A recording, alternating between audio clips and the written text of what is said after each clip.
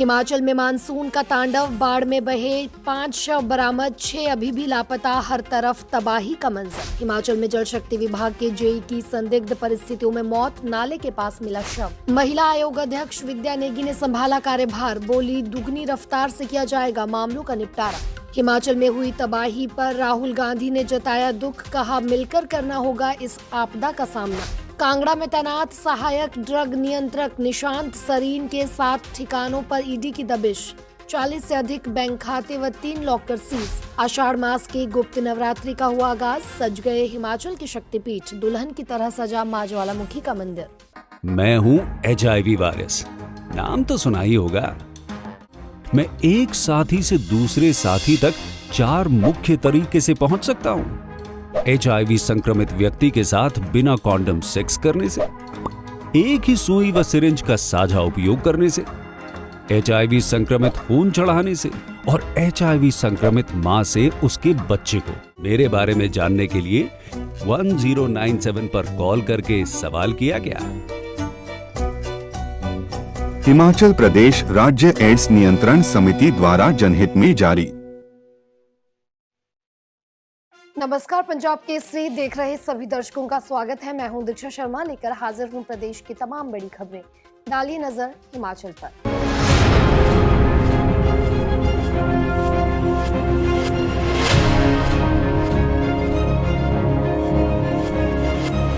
हिमाचल प्रदेश में बीते कल यानी कि बुधवार को कुल्लू और कांगड़ा में 5 जगह बादल फटने से खूब तबाही मची। नदी नालों में बाढ़ आ गई और 10 से ज्यादा लोग लापता हो गए। इसके बाद रेस्क्यू ऑपरेशन चलाया गया और अभी तक धर्मशाला के खनियारा में 5 लोगों के शव बरामद किए जा चुके हैं। यहाँ अभी भी कुछ मजदूरों के लापता होने की आशंका है। वहीं कुल्लू के जीवा नाले में बादल फटने के बाद बिहाली गांव के 3 लोगों का अभी तक कोई सुराग नहीं लग पाया है। इनमें नंदलाल, उनकी 12 साल की बेटी मूर्ति देवी और उन्हीं की रिश्तेदार यान दासी शामिल है। सर्च ऑपरेशन चलाया जा रहा है। कुल मिलाकर हिमाचल प्रदेश में तबाही का ये मंजर डरा देने वाला है। कहीं गाड़ियां खिलौनों की तरह बह रही हैं तो कहीं लोगों के आशियाने बह गए हैं। लोग डरे हुए हैं और सोच रहे हैं कि मानसून की शुरुआत में ही अगर ये हालात हैं तो आने वाले समय में और क्या क्या जख्म मिलेंगे। हिमाचल प्रदेश के चंबा जिले के तीसा क्षेत्र में उस समय सनसनी फैल गई जब जल शक्ति विभाग में कार्यरत जूनियर इंजीनियर का शव संदिग्ध परिस्थितियों में बरामद हुआ। ये शव चंबा तीसा मुख्य मार्ग पर शरेला नाले के पास स्थानीय लोगों ने देखा और तुरंत इसकी सूचना पुलिस को दी गई। सूचना मिलते ही तीसा पुलिस थाना की टीम मौके पर पहुंची और घटना स्थल का निरीक्षण किया। मृतक की पहचान जल शक्ति विभाग तीसा में तैनात जेई नवीन कुमार के रूप में हुई है। शव जिस अवस्था में पाया गया उसने पूरे इलाके में रहस्य और शंका का माहौल पैदा कर दिया। वहीं परिजनों व स्थानीय लोगों ने पुलिस जांच पर सवाल उठाए हैं और चंबा तीसा मार्ग पर चक्का जाम कर दिया, जिससे यातायात भी बाधित हो गया। प्रदर्शनकारियों ने मांग की है कि मामले की निष्पक्ष और गहराई से जांच हो और दोषियों को जल्द से जल्द गिरफ्तार किया जाए।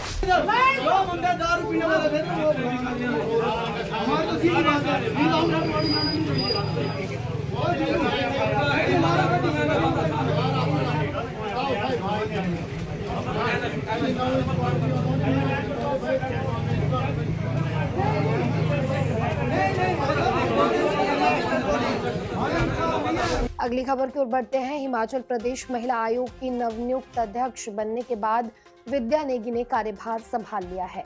कार्यालय पहुंचने पर उनके समर्थकों ने फूल मालाओं से उनका स्वागत किया। काफी तादाद में लोग उन्हें बधाई देने पहुंचे। इस मौके पर उन्होंने मुख्यमंत्री का धन्यवाद किया और कहा कि अपनी जिम्मेदारी को वो बखूबी निभाएंगी। क्या बोली विद्या नेगी, सुनिए। सबसे पहले आप सभी प्रेस बंधुओं का मैं दिल से धन्यवाद करती हूँ और आपके माध्यम से माननीय मुख्यमंत्री श्री सुखविंदर सिंह सुक्खू जी का हार्दिक धन्यवाद करती हूँ कि उन्होंने मुझे एक इतनी बड़ी उपलब्धि या मैं कहेंगी इतनी बड़ी उपाधि से मुझे नवाजा, इतनी बड़ी जिम्मेदारी मुझे दी है। इसके लिए मैं माननीय मुख्यमंत्री का बहुत बड़ा धन्यवाद करना चाहती हूँ।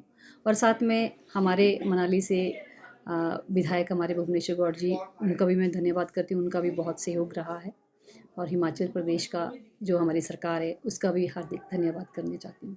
और साथ में जो ये मेरी जिम्मेदारी है, इसके तहत आपका कहना है कि 2.5 साल पर मैं ये कहना चाहूँगी कि जो जिम्मेदारी मुझे मिली है, 2.5 साल बाद ही सही लेकिन मिली है, प्राथमिकता मेरी ये रहेगी जितनी भी शिकायतें अभी तक यहाँ पे हैं उनका निवारण करना, और साथ में महिलाओं के साथ जो एट्रोसिटी होती है जिसके लिए उनके काउंसलिंग की ज़रूरत होती है, काउंसलिंग पहले से भी चल रहे हैं काउंसलिंग सेंटर, उनको सुदृढ़ करना, और सबसे बड़ी बात सोशल जस्टिस या इक्विटी, जेंडर इक्विटी की हम बात करते हैं, जो उसमें जस्टिस का कॉन्सेप्ट है उसको हिमाचल में सही तरीके से पेश करना, उसमें मैं अपनी इस जिम्मेदारी के माध्यम से भूमिका निभाऊंगी। और सबसे बड़ी बात जो मैं कहना चाहती हूँ वो ये है कि प्रैक्टिकली जब हम ग्राउंड पे काम करते हैं तो हम देखते हैं कि महिलाओं के साथ क्या स्थिति है,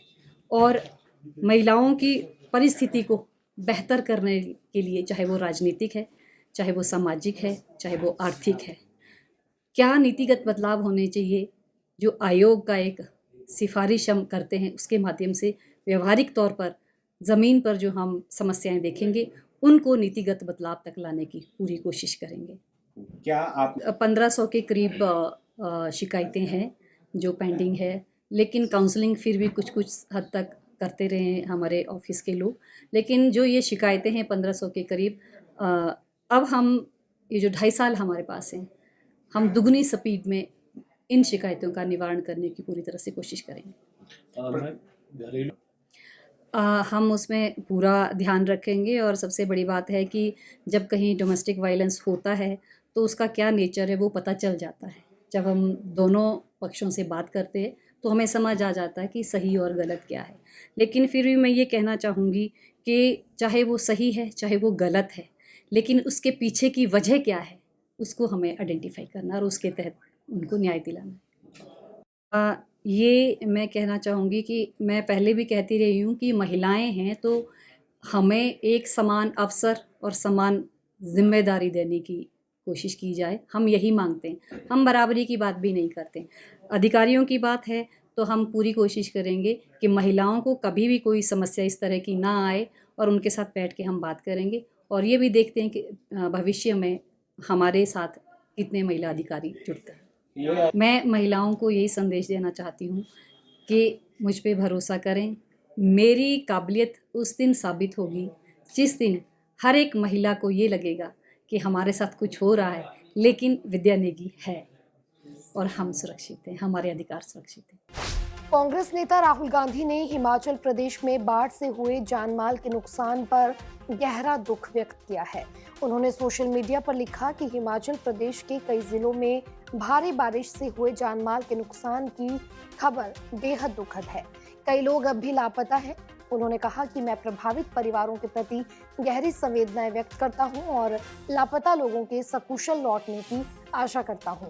प्रशासन और राहत दल पूरी तत्परता से काम कर रहे हैं। कांग्रेस कार्यकर्ताओं से राहुल गांधी ने अपील की है कि राहत और बचाव कार्यों में हर संभव मदद करें। हमें मिलकर इस आपदा का सामना करना है। आपको बता दें कि हिमाचल प्रदेश में 24 जून को मानसून ने दस्तक दी, लेकिन इसके एक दिन बाद यानी कि 25 जून को ही प्रदेश के कुल्लू और कांगड़ा जिलों में मॉनसून ने अपना विकराल रूप दिखा दिया।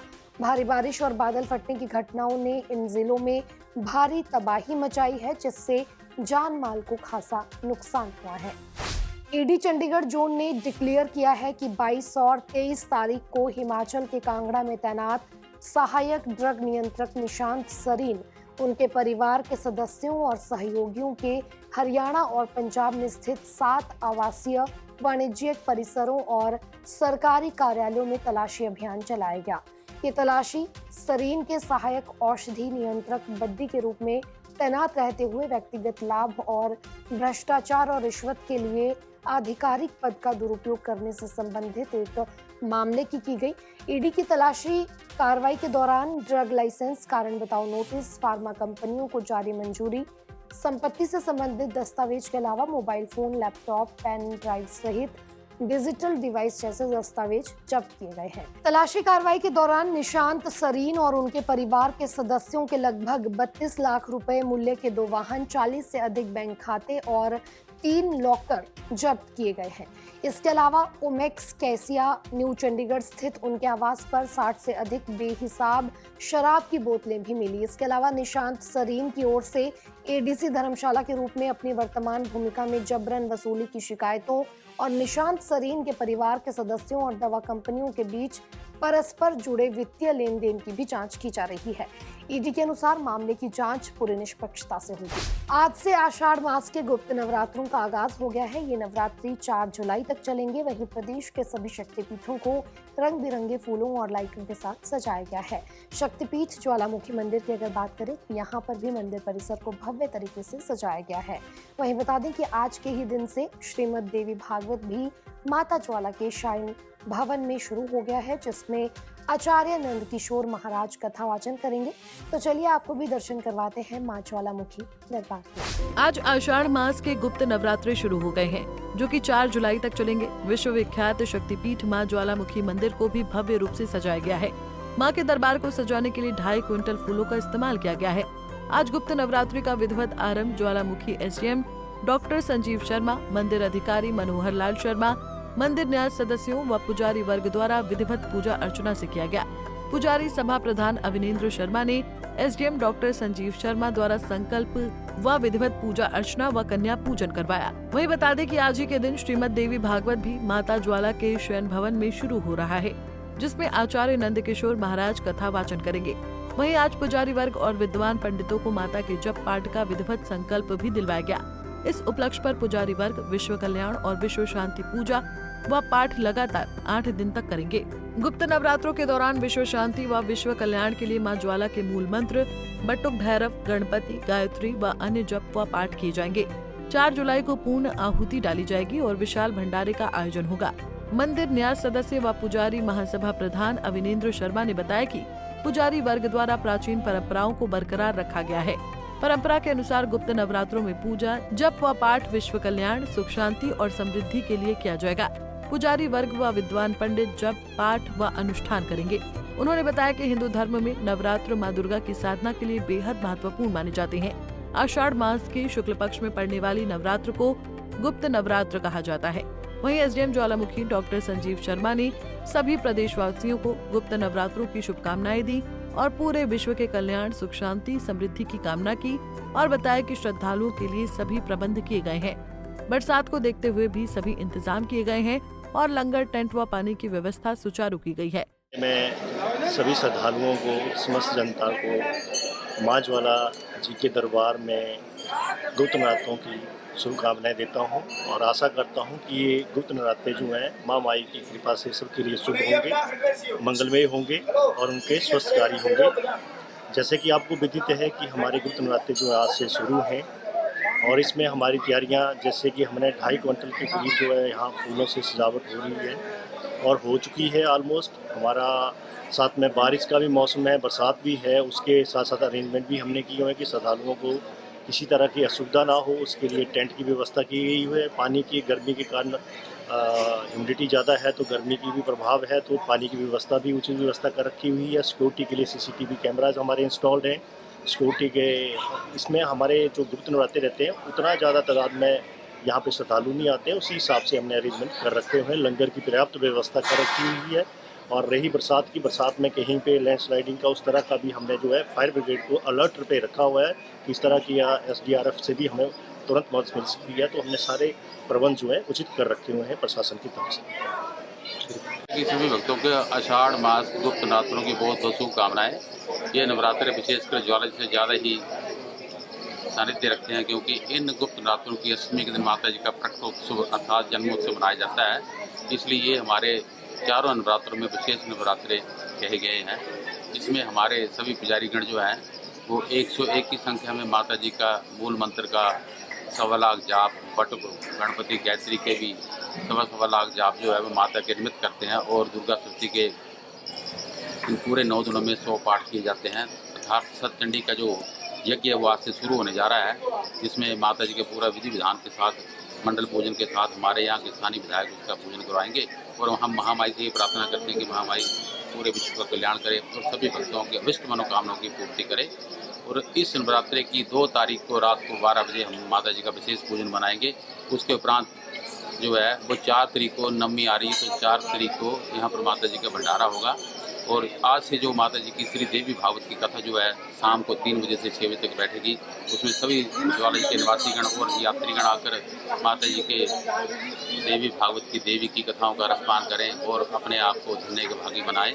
और ये कथा हर रोज़ सुबह 3 बजे से शाम के 6:30 बजे तक माता जी के सैये भवन में चलती है। उसके बाद यात्रियों को माता जी के प्रसाद का वितरण किया जाता है। मैं सभी भक्तों से यही अपेक्षा करूंगा कि वो इन नवरात्रों को विशेष लाभ ले, क्योंकि विशेष इन नवरात्रों में किया हुआ जप तप यज्ञ बहुत ही फलदायी होता है, इसलिए इनको गुप्त नवरात्रा कहा गया है। ओम जयंती मंगला काली भद्रकाली कृपारानी दुर्गा क्षमा सेवा दात्री स्वाहा सुदानुपते महामाई सभी मनोकामनाओं को पूर्ण करे। बोल ज्वाला माई की जय। ज्वालामुखी से पंजाब केसरी के लिए पंकज शर्मा की रिपोर्ट। आज के इस बुलेटिन में इतना ही। कल आपसे फिर मुलाकात करेंगे, तब तक बने रहिए पंजाब केसरी हिमाचल के साथ।